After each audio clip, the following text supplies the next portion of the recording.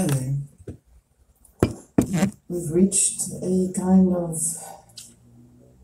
point in our existence where we are having a lot of questions that we are kind of thinking about, but we haven't really put it to kind of into a flow.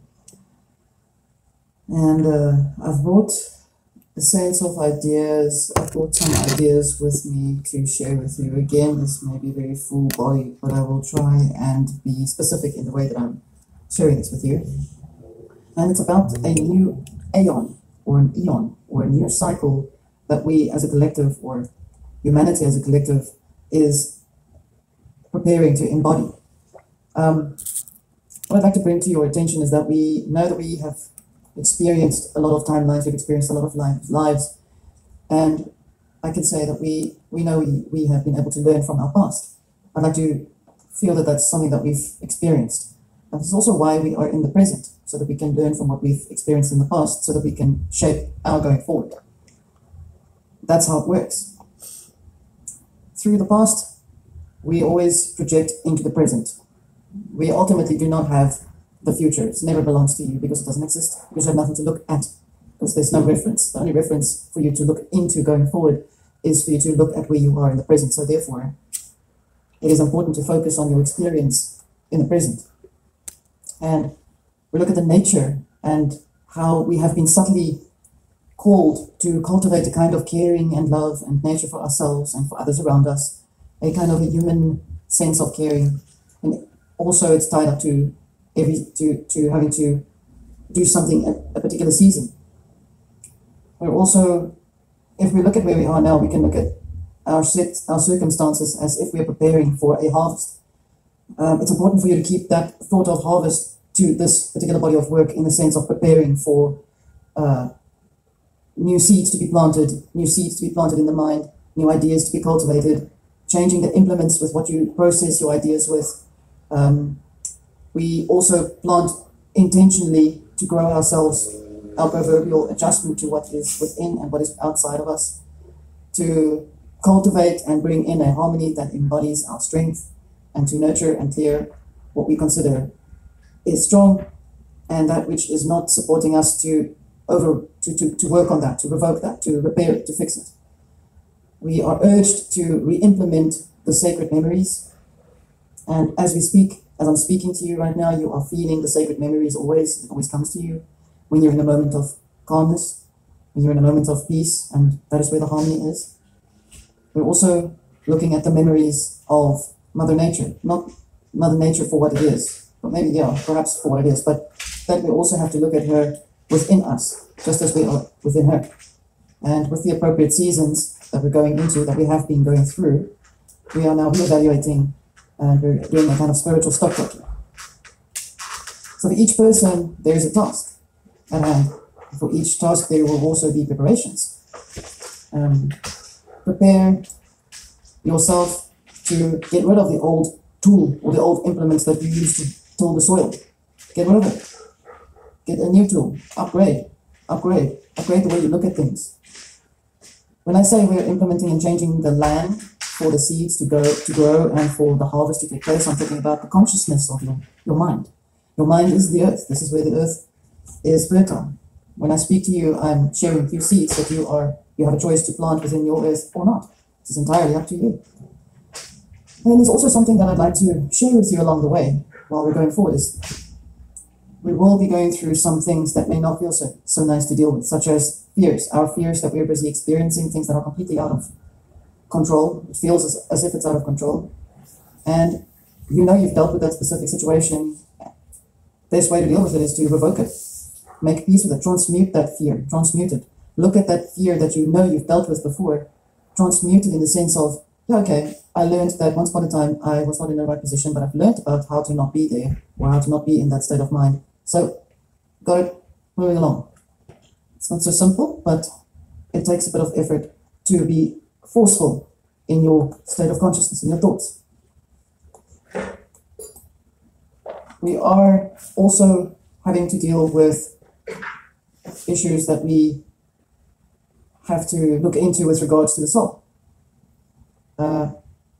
while you are a unique spirit, I've brought this up before and I will just brush up over it again, that the soul is a segmented part, or a smaller part of yourself to accommodate and record as many experiences as possible. And remember that we discussed the choices that we made, the contracts that we decided to put into place for ourselves to come into this world, into this constructed world. One is to self-empower and the other one is to become authentic. It's up to you. It's entirely your personal experience. And then there's something else that we are on our way, that we are experiencing, that we are on the front or on the brink of this absolute new experience. And this is to do with energy and an aeon, as I've said when I started off, coming into being, which requires a view of what was there before, what we've experienced, and where we're going towards, where we're on our way towards. The only way for me to kind of explain this is to give you a little bit of an example of which aeons I'm talking about. I'm speaking about two specific aeons. One is the matriarchy and one is the patriarchy. And I call them aeons because those are cycles of times that we've existed in. All of us have existed at least a few times in those aeons. So it's embedded in your consciousness, in your soul memory somewhere. And you may be experiencing these things coming through without even knowing where to attach it to or to analyze it. Patriarchy is or was something that brings a very strong masculine presence to it. It's also a creative, dominating force, which is really to do with the law of man. When I say law of man, I'm saying law of man is in human nature. Humans, not man, woman. What you embody is not exactly what you're experiencing, although sometimes it is. It depends on how you believe. Patriarchy has led to the downfall of the matriarchy because at some given point in time, man, as a human being, felt that woman was something also expressed as nature, was the embodiment of the senses. And so at some point, we stepped away from paganism as nature to religion. And then we felt guilty about it. And the laws of man may have had some very creative parts to it that were very good at some point. But as I know, whenever there's something that's done that's done with an absolute intensity, you throw it out of balance with the other thing. And so we started to override our consciousness, our feminine consciousness, the soul, the spirit, those things that you can't see, with something that was more credible, something that required evidence, something that had to tell you that it's okay for you to do this because someone else or something else has taken responsibility for you.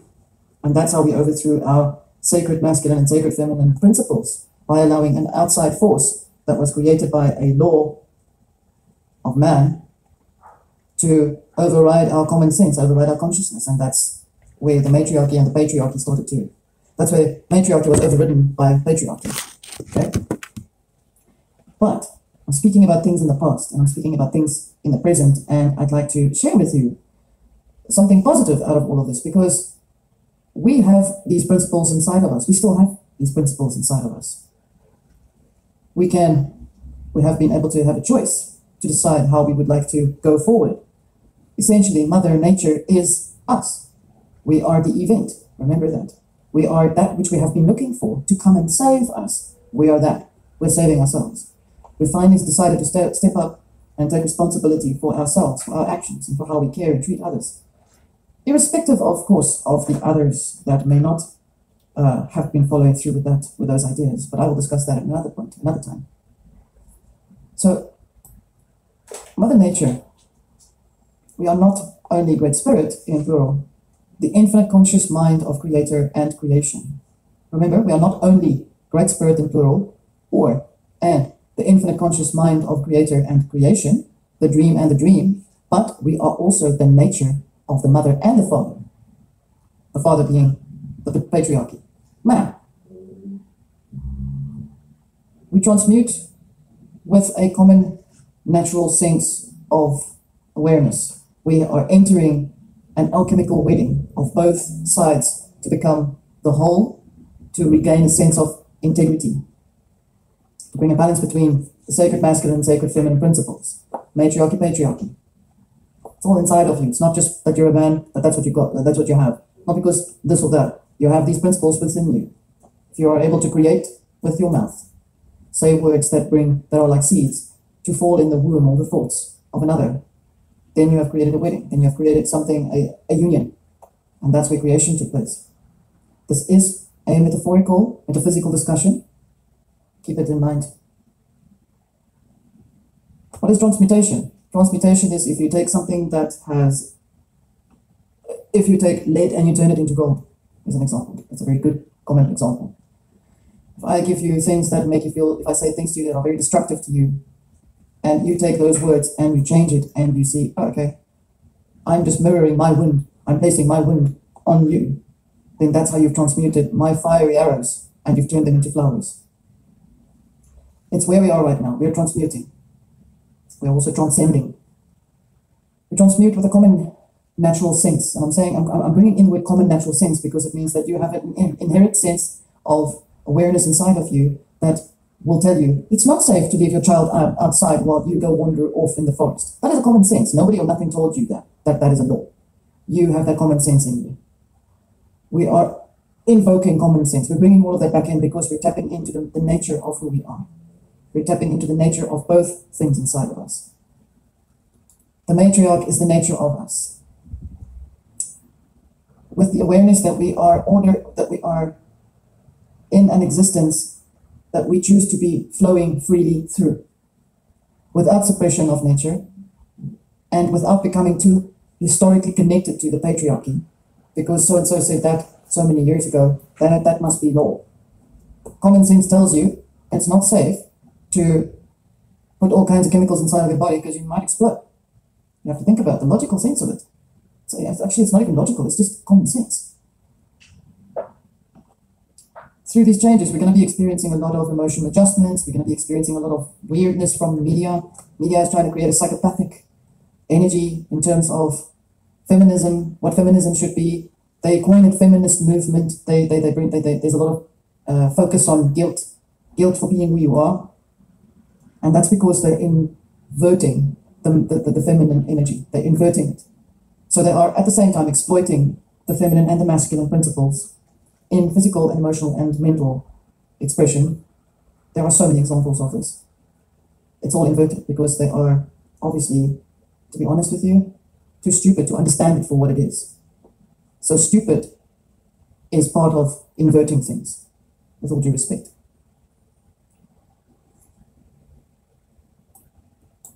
We are urged to look at our own works of life. We're also urged to work on the fears that we are experiencing that are making us feel extremely volatile and insecure about ourselves. Change is what change, we decided on change. This change that we've set in motion came from all of us intentionally. This is why it feels so strange right now. This is why these things feel so weird. There's such strange things happening. Sometimes it's such an amazing thing happening and you wonder where it's coming from. It's because we decided to open up and be more responsible for ourselves. We are going into something into what I've just explained, the alchemic wedding. The wedding of the sacred masculine and sacred feminine. This is a very sacred union that means that two aeons or two energies come into one place where there is a wholeness.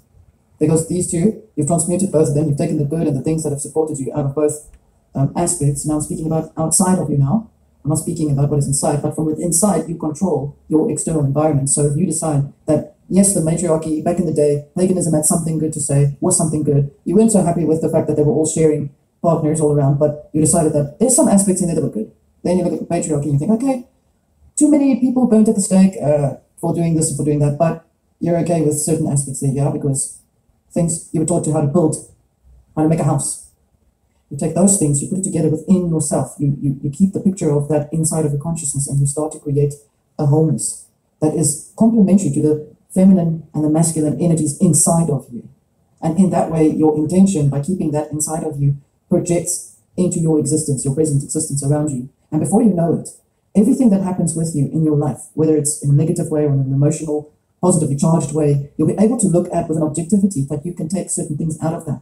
And you can say, oh, okay, I've learned about that. It was a good thing that I had a breakup with that person because that person wasn't going to, we've clearly moved away from each other because I've moved further up. I've evolved. That is entirely how, that is how you transmute.